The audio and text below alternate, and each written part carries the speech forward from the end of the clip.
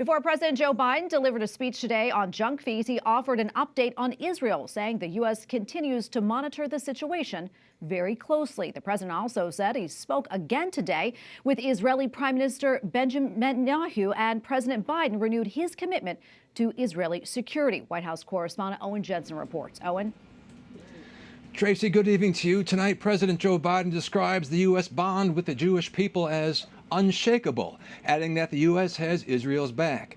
Now, the Hamas attacks have killed over 1,000 Israelis and at least 22 Americans. Americans are also being held hostage, and right now there is plenty of uncertainty.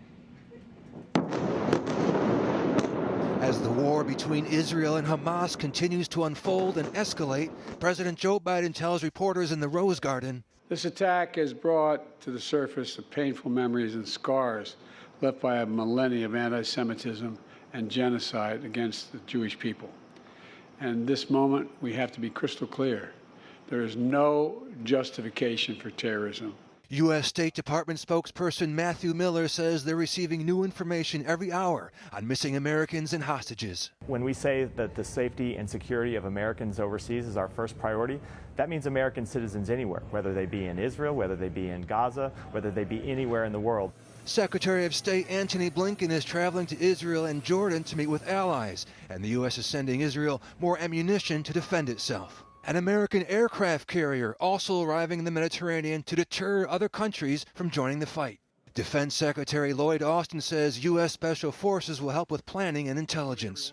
The United States stands firmly with Israel as it defends itself and its citizens from this vile Hamas terrorist assault.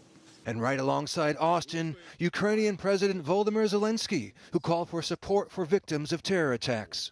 Meanwhile, Vice President Kamala Harris continuing her pro-abortion college tour in South Carolina, also weighing in on the war between Israel and Hamas. We are looking at extreme acts of terrorism that must be condemned in no uncertain terms. Also tonight, just outside the West Wing earlier today, I asked National Security Council spokesman John Kirby about a plea that Pope Francis made earlier today. Take a listen.